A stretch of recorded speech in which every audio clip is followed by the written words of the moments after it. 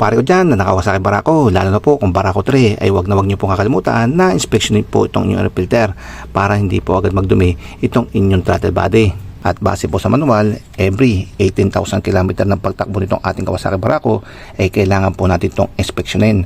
At every 36,000 km ay kailangan po natin itong palitan. Pero meron po dito nakalagay na Aster C. At base po sa Aster C, sabi niya, severe more frequently when operating in severe condition, dusty, wet, muddy, high speed, or frequent start and stop. Saya magtalaga na lang po kayo kung ilang odometer, kung kailan po kayo mag-inspect ng inyong air filter. At dito po sa amin, medyo malikabok po dito sa likod namin, kaya every 6,000 km ay nag-i-inspection po ako ng aking air filter. Dahil dito na rin po natin malalaman kung palitin na po itong ating air filter at hindi na po natin kailangan pang hintayin at paabutin pa ng 36,000 km bago po natin siya palitan. So una lang po natin gawin ay tanggalin po natin itong 5 tornilyo na to.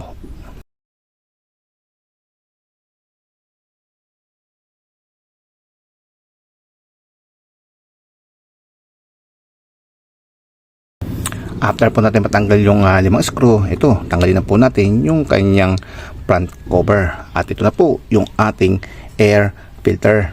Makikita nyo po ay malinis po siya sa labas. Pero hindi po itong titignan natin. Dahil ang titignan po natin ay yung sa loob. Dahil sa labas po na to, ito na po yung pinaka-filtered na area.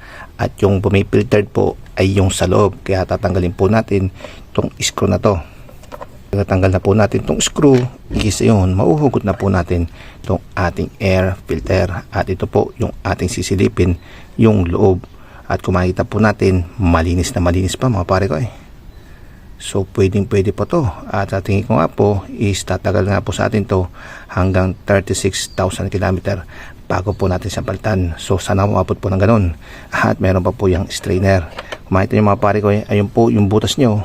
So dito po pumapasok yung hangin at dito po yan pumapasok sa loob ng ating air filter. Kaya yung nagdudumi po ay itong loob at sa labas po ay hindi ito masyadong nagdudumi dahil yan na po yung filtered na area. Sa pagbabalik naman, syempre linisin muna po natin at tanggalin po natin yung mga alikabok. Kasama na rin po natin itong kanyang strainer. Yan, pag malinis na, yun, pwede na po natin ibalik itong ating air filter. Sa pagbabalik naman, reverse na din po ng ating pagtatanggal. Ayan o. Basta yung marker natin ito. At saka po natin siyang ipasok pag ganun.